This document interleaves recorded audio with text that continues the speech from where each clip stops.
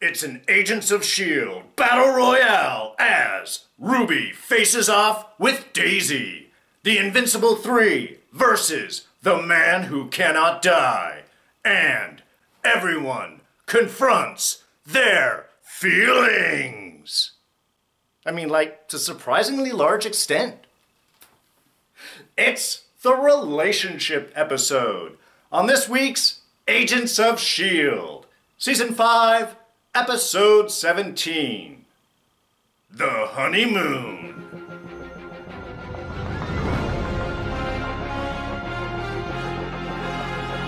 Hey everyone, D here, and welcome to this week's review of Agents of S.H.I.E.L.D. So yes, spoilers do abound.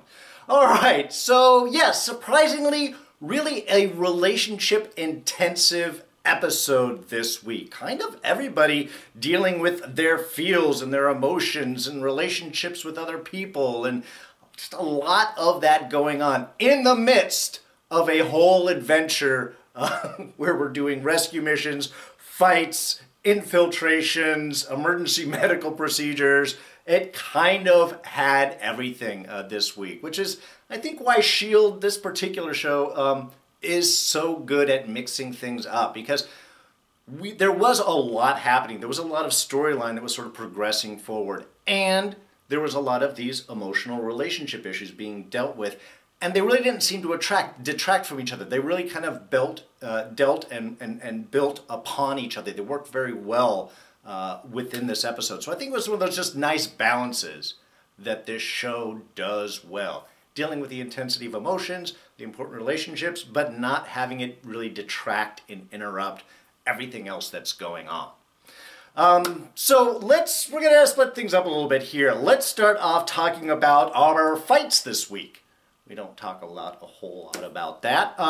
There were 3 pretty much major fights going on this episode. The first one, of course, our long-awaited encounter between Ruby and Quake.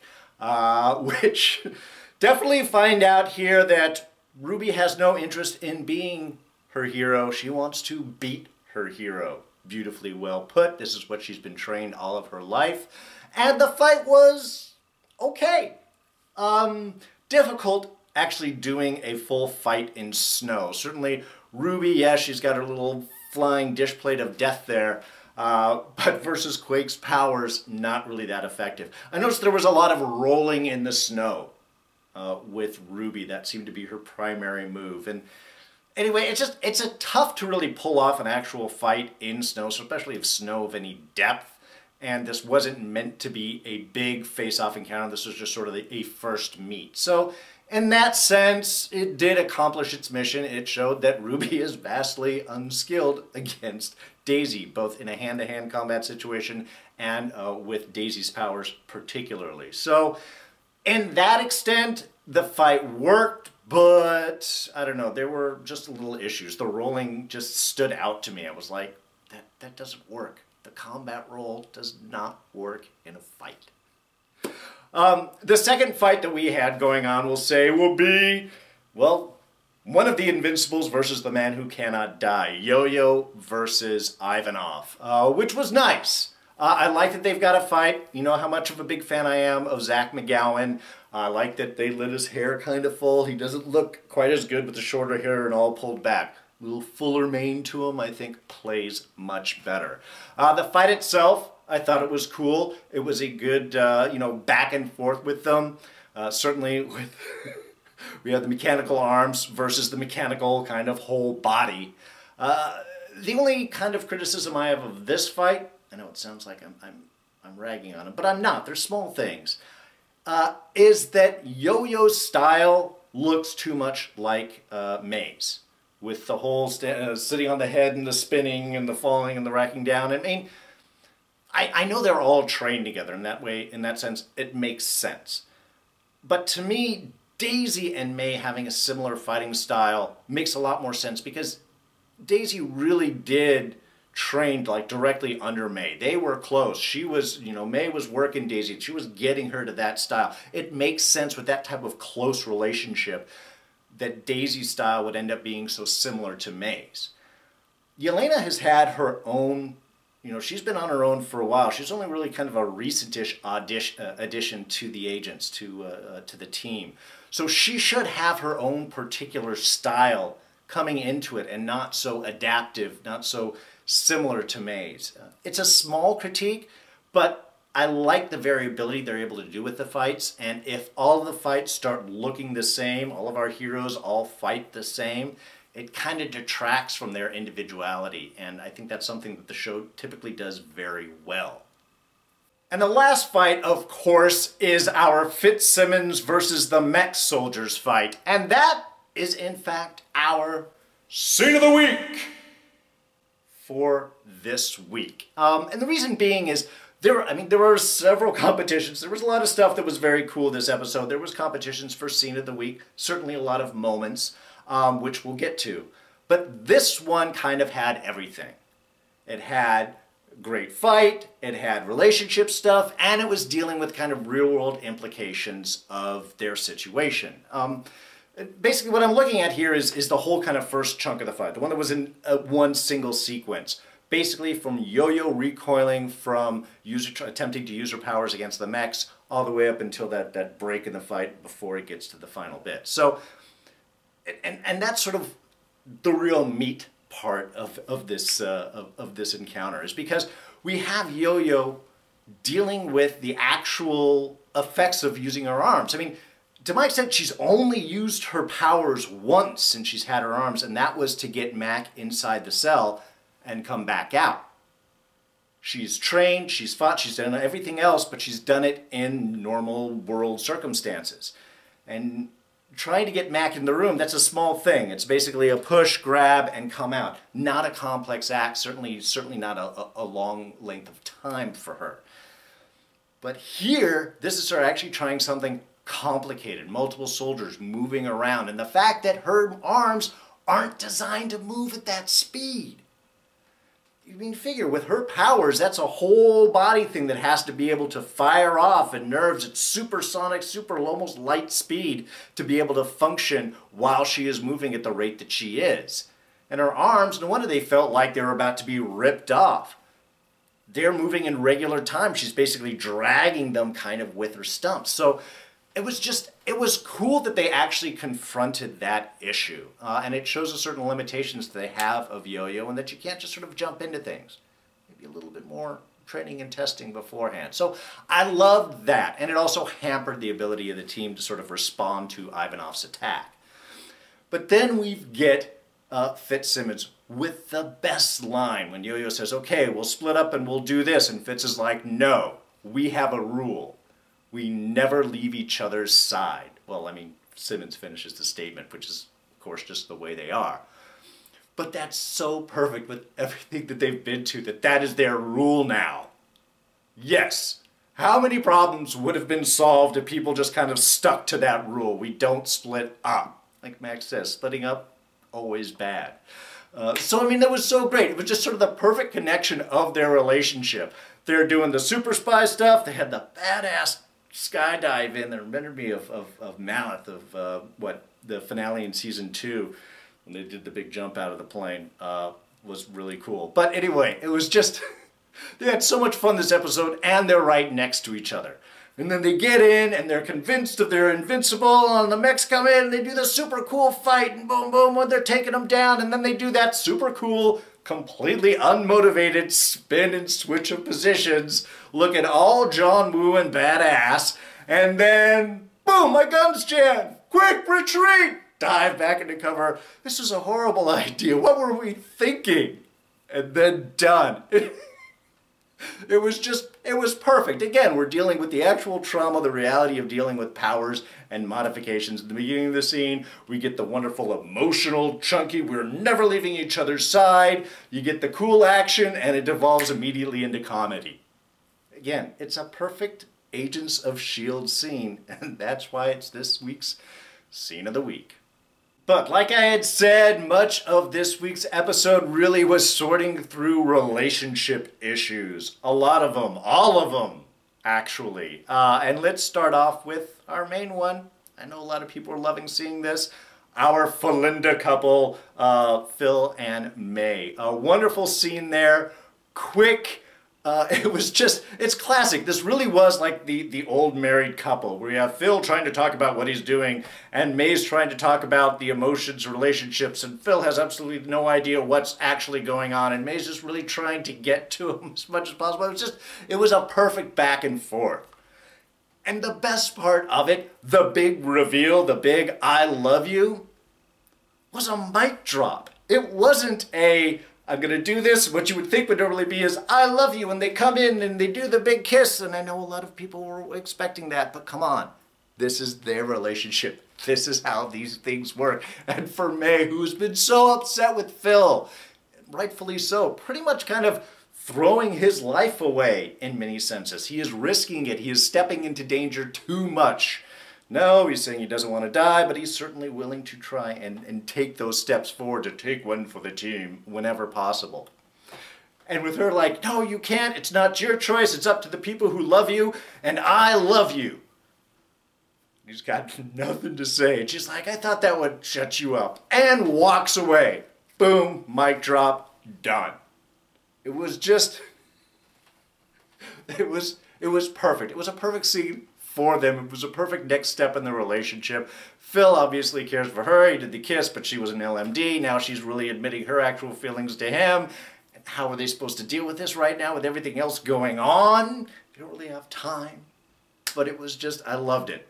I loved that it was done as a mic drop moment and not as an emotional bit. They'll get to that when they get to that. Ruby dealing with emotions on a couple of relationship issues this week. One, of course, is her relationship with her mom. The mom-daughter relationship, which is an oh-so-healthy one.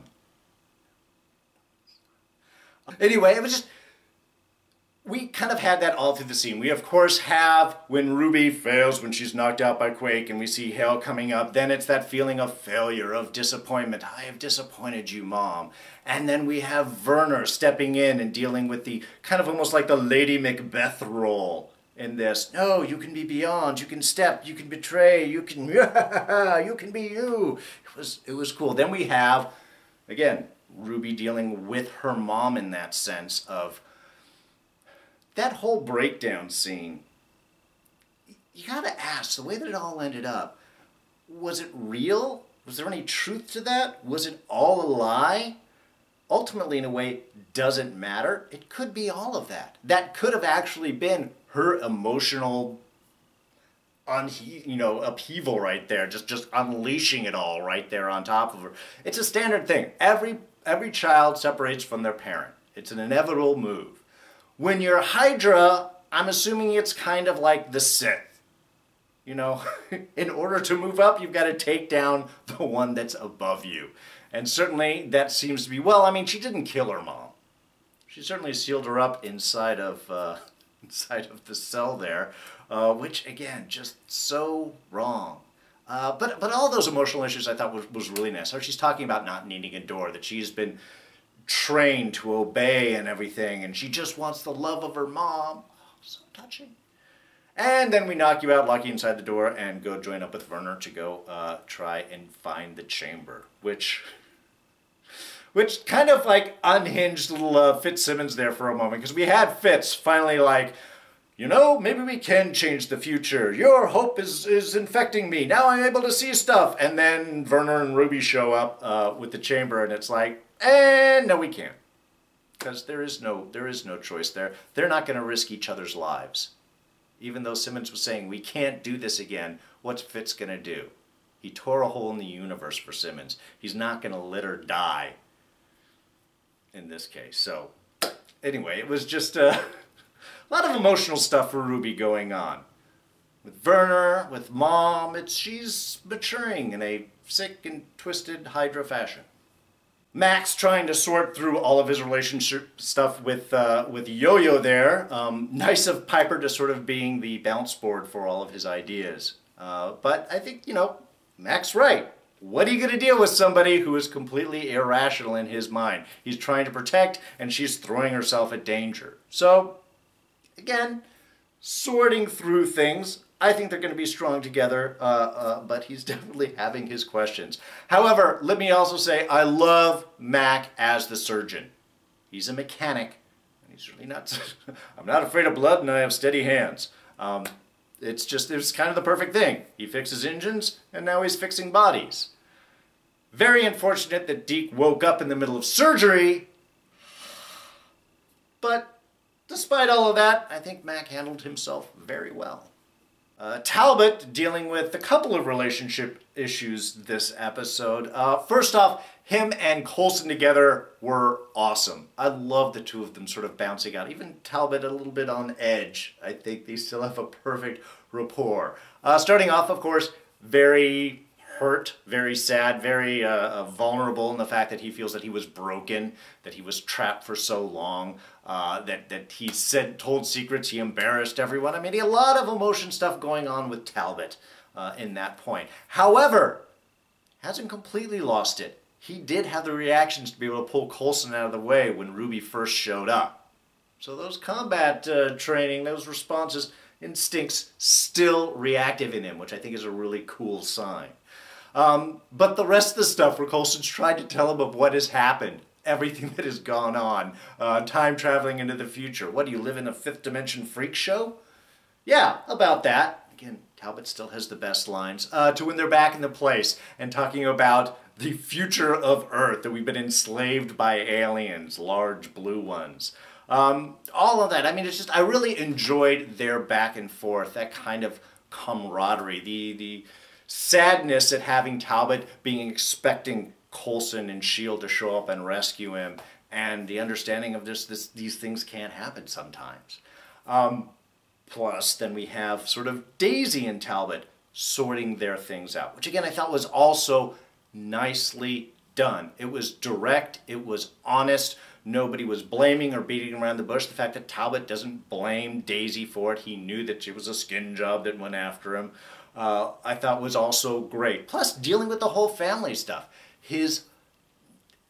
Again, that vulnerability. The last time he saw his son, he yelled at him. That hurts. And now that he's had months and months being tortured and broken and just time to reflect on his lack of manness in his own eyes, that lack of masculinity that's been robbed from him, that he's no longer his own man in that sense, I thought was excellent. So all of those relationship issues that Talbot was dealing with, I thought was awesome.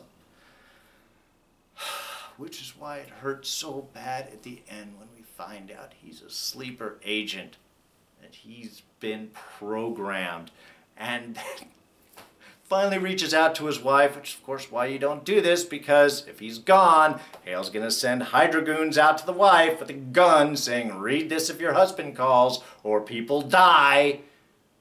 That's exactly what the threat was. It's just, I mean, you can understand it. For Coulson, for Talbot at least, the only sympathy, the only bit of info that I can throw at him as a possible means of comfort is that, look, everybody breaks. The tough guy that can withstand torture, that doesn't exist.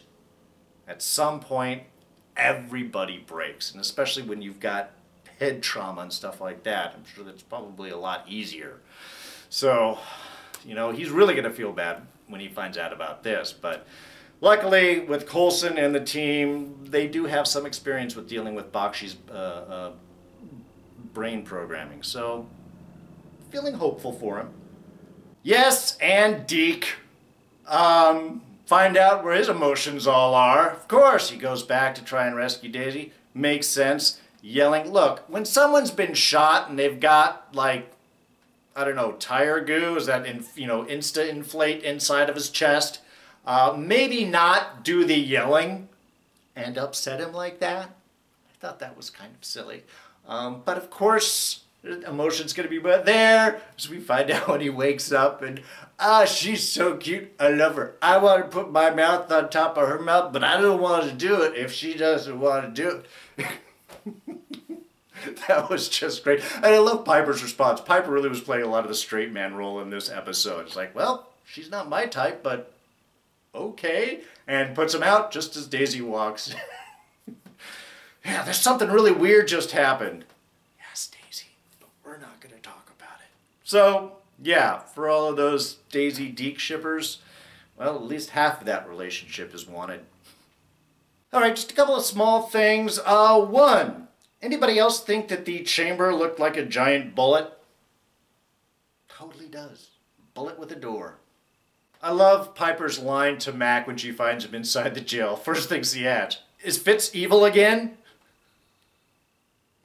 I don't know. I just found that hilarious. A lot of great lines in this episode. Yoyo telling Simmons that radiation poisoning would be a horrible way to find out that we could actually die. That's true. And then Fitz's response when Yoyo crushes open the lock is like, hey, I guess there's a plus side to losing your arms. I mean, it's just, no, it's horrible, but I don't know. Maybe there's a silver lining. I love that shrug of like, I'm just trying to point out something. And then, of course, immediately referring to Simmons as his better half. Very smart, Fitz. Very smart. Oh, and of course, I forgot to mention, in the midst of our scene of the week, the other awesome line is, I'm defending England against evil robots with the man I love. Yeah, I mean, come on. Can it get better than that? It's the perfect Fitz-Simmons honeymoon. I'm glad Yoyo finally told someone that Phil Coulson has to die in order to potentially change the future. I mean, it's something. It's a step forward. I love that Simmons' question of, what else did she tell you? There wasn't much time. You're too busy talking about how weird this whole situation was. But, you know, at least it's some progression forward. I don't really buy the fact that she was trying to protect people. Who? What? The world's gonna end. Who are you protecting? I like that taking out Anton took out the mechs. You know, it's kind of a perfect, well, in some ways it's cheesy. You take out the lead, everybody else falls apart. They did that in Avengers, right? But does that take out, like, all the mechs everywhere, or just the ones close to him? They got a signal back from the one that was inside the lighthouse, so I don't know if it seems to do a reset, but even that Anton is actually controlled by Anton's head, which is hidden out there somewhere. So, I don't know. It's cool, but I'm not sure if it actually really makes sense. And finally, a huge bit of information was dropped in the middle of tonight's episode, which we have not heard before, I believe. And this has huge ramifications with the whole, can the future be changed? All of Fitz's equations and questions. And that is when Talbot asks Coulson if there's any good news. And Coulson's reply is, there's a young inhuman who's seen a better future, and we're trying to work towards that. That's the first time, I believe, that indicates that Robin sees an alternate future. Now, we know from the future timeline and stuff like this that she never really refers to it. It's just this particular one. But because Robin is always jumping around in time, I'm not sure where her memory is. If her memory actually works in the same way our memory does, or she just sees, she could be old and only seeing a particular timeline that she can remember at that moment. And perhaps once that had passed, once that possible split point had passed, she couldn't remember the alternate at any point. But when she dies, she does say to May that she sees that better future, she sees that other world. She couldn't see it before, but she sees it now. So maybe in that death moment was the only time that she could remember that alternate timeline. But I think either way, this does give us a huge hint that there are, in fact, that Robin does seem to be seeing two possible futures. The one that's most probable and the one that saves everyone. We just have to figure out where that split point is and how to fix that. Alright, well I think that pretty much covers everything. Now, I did say last week about a contest. The week's kind of gotten away from me. Taxes are due here in the US to all of our international viewers, and I've been sort of caught up doing that. And I haven't really come across anything that I'm thinking is super cool. I'm going to keep looking. By next week, I will come up with something one way or the other. So, before Infinity War, we're going to have some contest going on. So stick around. I'll tell you all about it next week. Anyway, that will wrap us up for this evening. Thank you so much for joining me on this. If you enjoyed this, please go ahead and hit that like button. Thoughts, ideas, comments, you know where to put them, right down in that section below. You can always catch me on Twitter and Instagram. I am at Darren Jakes. And if you're not a subscriber, please go ahead and subscribe. Just click this button. You'll catch all these reviews. Plus, we're starting out Westworld 2 and Legion is going on. So good. We'll throw a couple of reviews here you can check out. Anyway, that's going to be it for me. I'm D, and I'm out of here. Catch you guys next time. Bye-bye.